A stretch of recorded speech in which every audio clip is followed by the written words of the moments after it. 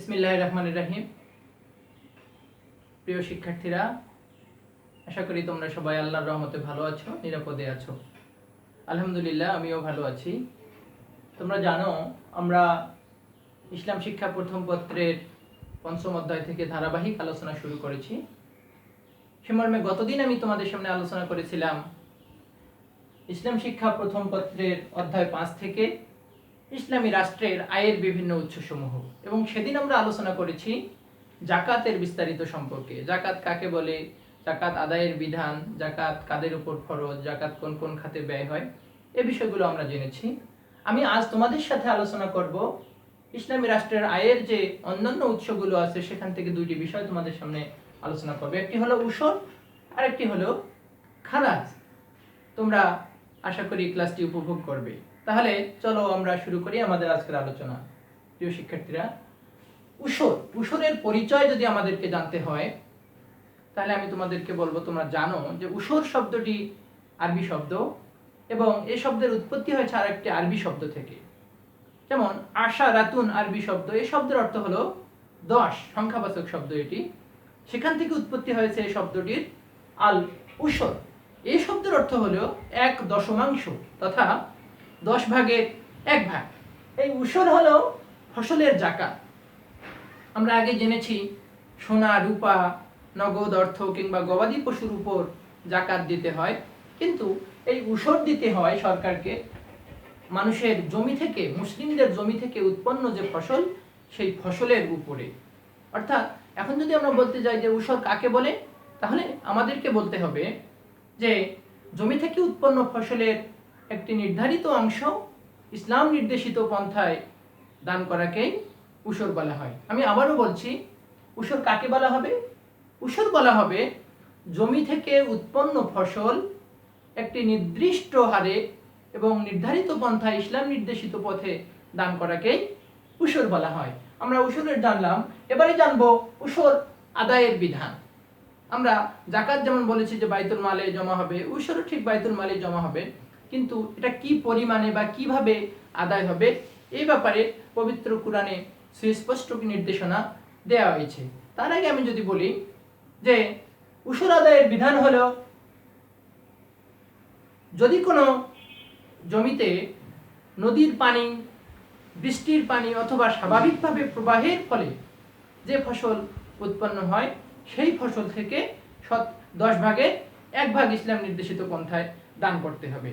আর যদি কোনো জমিতে সেচ দিয়ে তথা নলকূপের পানি দিয়ে কেউ চাষাবাদ করে, তাহলে সেখান থেকে কৃষকের বা যিনি আবাদ করেন তার একটু খরচ বা ব্যয় বেশি হয়, সেক্ষেত্রে তিনি 20 ভাগের 1 ভাগ দান করবেন। এটি হলো উসর আদায়ের বিধান, এবং উসর আদায় করা কিন্তু ফরজ। যেমন জাকাত আদায় করা ফরজ, তেমনি মুসলিমদেরকে তাদের জমি থেকে উৎপন্ন ফসলের 1/10 কিন্তু আদায় করা অবশ্যই ফরজ। এখন উৎপন্ন ফসল কম হোক কিংবা বেশি হোক, সেখান থেকে কিন্তু আমাদেরকে উসর আদায় করতে হবে। আল্লাহ রাব্বুল আলামিন পবিত্র কুরআনের সূরা আনামের 141 নম্বর আয়াতের মধ্যে বলেছেন, কুলু মিন সামারিহি ইজা আসমারা ওয়া আতু হাক্কাহু ইয়াওমা হাসাদিহি ওয়ালা তুসরিফু ইন্নাহু লা ইউহিব্বুল মুসরিফিন।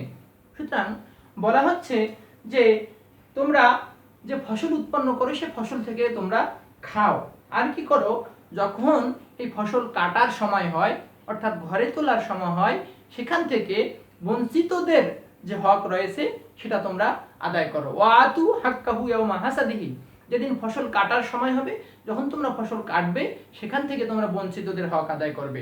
ওয়ালা তুসরিফু, আল্লাহ রাব্বুল আলামিন বলেছেন যে তোমরা অপব্যয় করো না, কেননা ইন্নাল্লাহা লা ইউহিব্বুল মুসরিফিন, নিশ্চয় আল্লাহ রাব্বুল আলামিন অপচয়কারীদের পছন্দ করেন না। এই কথার অর্থ হলো, মক্কার একদল মুশরিক এরকম আদেশ পাওয়ার পরে জমি থেকে উৎপন্ন ফসলের সবটুকুই গরিব দুঃখীদের দান করে দিত, অর্থাৎ তারা অপচয় করত। আর একটি দল ছিল যারা কোনো কিছুই দিত না, তারা নিজেরাই সবটুকু ভোগ করত। এজন্য কিন্তু ইসলামে মধ্যম পন্থার কথা বলা হয়েছে, তোমরা খুব বেশি অপব্যয় করবে না এবং খুব বেশি কৃপণতাও করবে না, কারণ কৃপণকেও কিন্তু আল্লাহ রাব্বুল আলামিন ভালোবাসেন না। সুতরাং সে অনুযায়ী আল্লাহর যে নির্দেশিত, রাসূল সাল্লাল্লাহু আলাইহি ওয়াসাল্লাম নির্দেশিত যে পন্থাগুলো রয়েছে, কি হারে আদায় করতে হবে, কিভাবে এগুলো ব্যয় করতে হবে, আমাদেরকে সেগুলো মেনেই কিন্তু এই উসর আদায় করতে হবে। উসর আদায়ের জন্য মহানবী সাল্লাল্লাহু আলাইহি সাল্লাম সহিহ বুখারী শরীফের একটি হাদিসের মধ্যে সুস্পষ্ট নির্দেশনা দিয়েছেন। তিনি বলেছেন যে যে যে জমি বৃষ্টির পানি অথবা ঝর্ণার পানি অথবা স্বাভাবিক প্রবাহের ফলে সুন্দরভাবে ফসল উৎপাদনে সহযোগিতা করে সেখান থেকে 10 ভাগের 1 ভাগ, আর যেসব জমি সেচের মাধ্যমে সিক্ত হয় তথা ফসল উৎপন্ন হয় সেখান থেকে 20 ভাগের 1 ভাগ আমাদেরকে উসর আদায় করতে হবে। উসর আদায় কিন্তু ফরজ, আমি বলেছি, এবং রাসূল সাল্লাল্লাহু আলাইহি ওয়াসাল্লামের হাদিসেও কিন্তু 10 ভাগ এবং 20 ভাগের কথা বলা হয়েছে। যদিও 10 ভাগ এই উসরের সাথে যায়, কিন্তু বলা হচ্ছে যেহেতু সেচের পানি দ্বারা ফসল উৎপন্ন করার ফলে কৃষকের বা যিনি আবাদ করেন তার একটু বেশি অর্থ ব্যয় হয়, সেজন্য তিনি 20 ভাগের 1 ভাগ দিবেন। এরপরে আমরা আসবো যে সব জমির উপর উসর দিতে হবে। সব জমি থেকে কি উসর দিতে হবে? না, বলা হচ্ছে যে যেসব জমি মুসলিমরা আবাদ করে তথা মুসলমানদের উপর কিন্তু জাকাত ফরজ, অমুসলিমদের উপর কিন্তু জাকাত নয়। আর উসর যেহেতু ফসলের জাকাত, ঠিক সে কারণে এটা মুসলিমদেরকেই দিতে হবে। আমরা আলোচনা করব যেসব জমির উপর উসর দিতে হবে। জমিতে উৎপন্ন ফসলের উপর বিভিন্ন হারে যে জাকাত দিতে হয়, এটা বিভিন্ন ফসলের ক্ষেত্রে বিধান কার্যকর হয়ে থাকে বিভিন্ন রকম ভাবে। যেমন ইসলামী শরীয়ত উসরি জমির কিন্তু প্রকৃতি এবং বিধান নির্দিষ্ট করে দিয়েছেন। কোনগুলো উসরি জমি, কোনগুলোর উপরে 1/10 দিতে হবে, এটা নির্দিষ্ট করা আছে। তাহলে বলা হচ্ছে যে আরব উপদ্বীপের সবগুলো জমি, আরব উপদ্বীপে যতগুলো জমি চাষাবাদ করা হয় সেই জমিগুলো থেকে কিন্তু 1/10 অবশ্যই জাকাত দিতে হবে। আর কি, স্বেচ্ছায় ইসলাম ধর্ম গ্রহণ করেছে যে অঞ্চলের মানুষ বা যে এলাকার লোকেরা স্বেচ্ছায় ইসলাম ধর্ম গ্রহণ করেছে এবং তারা যে সব জমি আবাদ করে সেসব জমি থেকে যে ফসল উৎপন্ন হয় সেই জমি থেকে কিন্তু 1/10 আদায় করতে হবে। আর কি, আর কোন জমি থেকে উসর আদায় করতে হবে? মুসলমানরা যুদ্ধ করার পরে, যুদ্ধ জয়ের পর যেসব বিজিত অঞ্চল মুসলমানদের দখলে আসে এবং সেগুলো যে বিভিন্নভাবে বিজিতদের মুজাহিদদের মাধ্যমে বন্টন করে দেওয়া হয়, সেখান থেকে যে ফসল উৎপন্ন হবে সেই ফসল থেকে কিন্তু 1/10 উসর দিতে হবে। আর কি, আর বলা হচ্ছে মুসলিমদের মালিকানাভুক্ত সব জমি যেগুলো চাষাবাদ করা হয়, মুসলমানদের মালিকানাভুক্ত সবগুলো জমি যেগুলো চাষাবাদ করা হয় এবং সেখান থেকে যে ফসল উৎপন্ন হয় সেই জমির ফসল থেকে 1/10 জাকাত দিতে হবে। আরো জাকাত দিতে হবে বৃষ্টি, নদী এবং ঝর্ণার পানি থেকে সিক্ত হয়ে যে জমিগুলো চাষাবাদ হয় সেই জমিগুলো থেকে হলো আমাদেরকে উসর দিতে হবে। আমরা জানলাম যে উসরের পরিচয়, উসর কাকে বলে। আমরা বলেছি উসর 1/10 কিভাবে আদায় করতে হয়, উসর আদায়ের বিধান, কি পরিমাণে আদায় করবে, এই বিষয়টা আমরা কুরআন এবং হাদিস দ্বারা জেনেছি। আরো জানলাম যে সব জমির উপর উসর দিতে হয়, সব জমির উপর কিন্তু উসর দিতে হয় না, এই বিষয়টা মাথায় রাখতে হবে। এবং অমুসলিমরা কিন্তু কখনো উসর দিবে না, সেটাও মাথায় রাখতে হবে। ইম্পর্টেন্ট পয়েন্ট হলো জাকাত হলো সোনা, রূপা, এরপরে হলো নগদ অর্থ কিংবা গবাদি পশুর উপর জাকাত, এরপরে হলো মুসলমানদের আবাদকৃত ফসলের উপর, সেটা হলো উসর। এবং কোন কোন বিষয়গুলোর উপর উসর দিতে হবে যেসব জমি, সেটা আমরা আলোচনা করলাম। এখন আমরা আলোচনা করব খারাজ পরিচিতি। খারাজও ইসলামী রাষ্ট্রের আয়ের অন্যতম একটি উৎস। এই খারাজ থেকেও রাষ্ট্র বিভিন্নভাবে আয় করে থাকে এবং এগুলো রাষ্ট্রের কল্যাণে কিন্তু রাষ্ট্র ব্যয় করে থাকে। তাহলে খারাজ, আমরা জানলাম উসর ফসলের জাকাত। তাহলে খারাজ কি? যেহেতু উসর মুসলমানদের উপর ফরজ হয়, সেহেতু অমুসলিমদের উপর জাকাত ফরজ নয়। তাহলে তারা রাষ্ট্রকে, একটি রাষ্ট্রে তো মুসলিম অমুসলিম বিভিন্নভাবে বসবাস করতে পারে, তাহলে সেই ইসলামী রাষ্ট্র মুসলিমদের কাছ থেকে কিভাবে অর্থ আদায় করবে বা কিভাবে কোন সুবিধা তাদেরকে বসবাস করতে দিবে, সেটাই বলা হচ্ছে যে তাদের উৎপন্ন ফসলের উপর, মুসলমানদের উৎপন্ন ফসলের উপর যেহেতু আমরা উসর নেই, তাহলে এর পরিবর্তে অমুসলিমরা যে জমিগুলো ব্যবহার করে থাকে সেই জমির উপর সরকারকে নির্দিষ্ট হারে কিছু কর দিতে হয়। অর্থাৎ এটা হলো ভূমি কর, ভূমি রাজস্ব, সেটাই হচ্ছে খারাজ। আমি আবারও বলছি, যদি আমরা বলি যে খারাজ কাকে বলে, তাহলে আমাদেরকে বলতে হবে একটি ইসলামী রাষ্ট্রে অমুসলিমরা বসবাস করার জন্য নির্ধারিত হারে যে জমির বিনিময় সরকারের কাছে প্রদান করে সেটাকে বলা হচ্ছে খারাজ। অপরভাবে এটাকে ভূমি রাজস্ব বলা হয়। এরপরে খারাজের পরিমাণ, আমরা যেমন উসর আদায়ের বিধানের মধ্যে পরিমাণটা জেনেছি যে 1/10 কিংবা 20/1 ঠিক তেমনি খারাজের পরিমাণও কিন্তু নির্ধারিত নয়। তারপরেও এর একটা ন্যূনতম পরিমাণ আছে এবং সর্বোচ্চ পরিমাণ আছে। এটা স্পষ্ট করে বলা হচ্ছে যে যে জমির উর্বরতা অনুর্বরতা এবং এসব বিবেচনায় খারাজের পরিমাণ কম বেশি হতে পারে এবং উৎপাদন এবং আনুষঙ্গিক ব্যয় তুলনামূলক যদি বেশি হয় সেক্ষেত্রে কিন্তু অমুসলিমরা ওই জমির উপরে সর্বনিম্ন হলেও খারাজ প্রদান করবে। খারাজের ন্যূনতম পরিমাণ হলো মোট যে উৎপন্ন ফসলের 1/5 কিংবা 20%। তার মানে হলো যে জমিটা অমুসলিমরা ব্যবহার করবে সেই জমি থেকে যে উৎপন্ন ফসল হবে সেইটার থেকে 1/5 কিংবা 20% অর্থাৎ 20% আর জমি যদি অত্যন্ত উর্বর হয়, ফসল খুব ভালো হয় এবং আনুষঙ্গিক ব্যয়ও তেমন বেশি না হয়, তাহলে কিন্তু সেই জমির উপর সর্বোচ্চ খারাজ হলো নির্বাহ করা হবে, সর্বোচ্চ খারাজ ধার্য করা হবে। খারাজের সর্বোচ্চ পরিমাণ হলো 50/1 অর্থাৎ অর্ধাংশ। এই জমি থেকে অমুসলিমদের যে জমি থেকে ফসল উৎপন্ন হবে সেখান থেকে কিন্তু 50% হলো দিতে হবে, খারাজ দিতে হবে। এরপরে কি আমরা জানবো যেসব জমির খারাজ দিতে, আমরা যেমন জানলাম কোন কোন জমির উপরে উসর দিতে হয় মুসলমানদেরকে। আরেকটি বিষয় হলো যেসব জমির খারাজ দিতে হয়, এই খারাজ কিন্তু অমুসলিমরা দেয়। একটা বিষয় আমাদের রাখতে হবে, উসর মুসলমানদের জন্য আর খারাজ হলো অমুসলিমদের জন্য। যেহেতু মুসলমানদের জন্য উসর তথা ইসলামের বিধান, অমুসলিমদের জন্য ইসলামের বিধানগুলো আবশ্যক নয়। তাহলে খারাজি জমি কি? ইসলামী অর্থ ব্যবস্থায় খারাজি জমি সমূহ সুনির্দিষ্ট করে দেওয়া হয়েছে। এখানে বলা হচ্ছে অমুসলিমদের মালিকানাধীন সব আবাদি জমি, অমুসলিমদের মালিকানাধীন সবগুলো আবাদি জমি কিন্তু খারাজের অন্তর্ভুক্ত, অর্থাৎ ওই জমি থেকে খারাজ দিতে হবে। আর কি?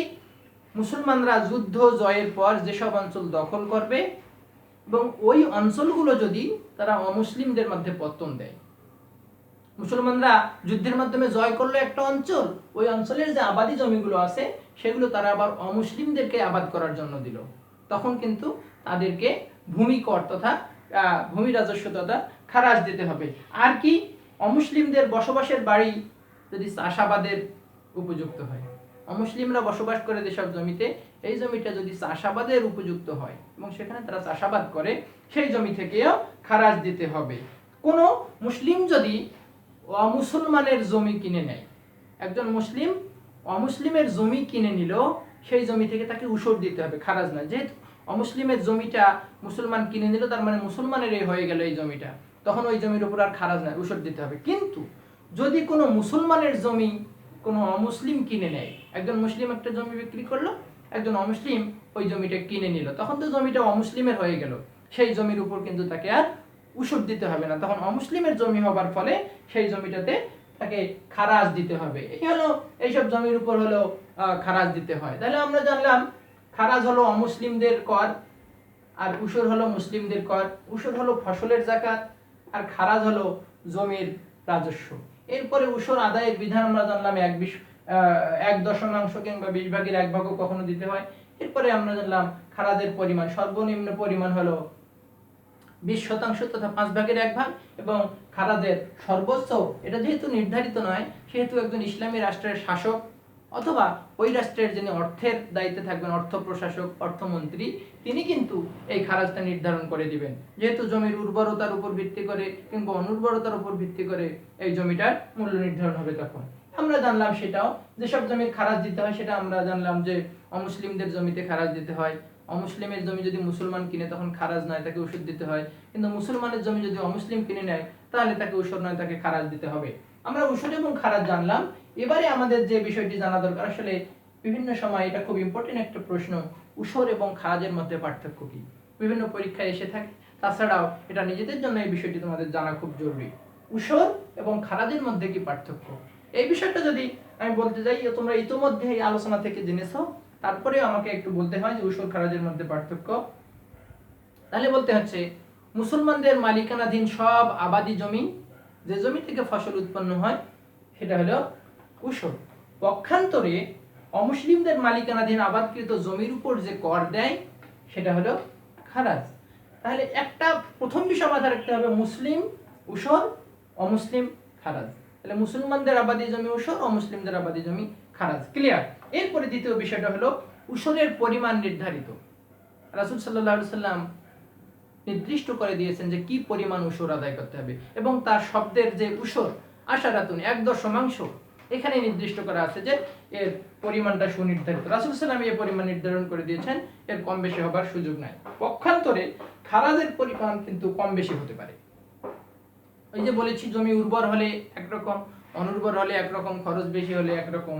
এটা হলো রাষ্ট্রের যিনি অর্থ প্রশাসক তিনি সেটা নির্ধারণ করে দিবেন। উসুল এবং খারাজের মধ্যে আরেকটি পার্থক্য হলো উসুল ধার্য করা হয় ফসলের উপর। উসুল ধার্য করা হয় ফসল, কি পরিমাণ ফসল হলো, ফসল কম হলেও কিন্তু ওই পরিমাণ জাকাত দিতে হবে। আর খারাজ ধার্য করা হয় হলো জমির উর্বরতার উপর। জমি ফসল কম হয় তাহলে কিন্তু তার উপর কম, সর্বনিম্ন হলো খারাজ দিতে হয়। জমি আবার ফসল ভালো হয়, উৎপন্ন ভালো হয় জমিতে, ওই জমির উপর তাই কিন্তু মানে শতকরা 50% পর্যন্ত খারাজ দিতে হতে পারে। তাহলে আমরা জানলাম উসুর হলো ফসলের যাকাত, কেবল মুসলিমদের ফসলের উপরেই উসুর দিতে হয়, এবং অপরপক্ষে খারাজ ফসলের যাকাত নয়, এটা হলো ভূমির রাজস্ব। আশা করি তোমরা আমার আজকের আলোচনা সুস্পষ্টভাবে বুঝতে পেরেছো।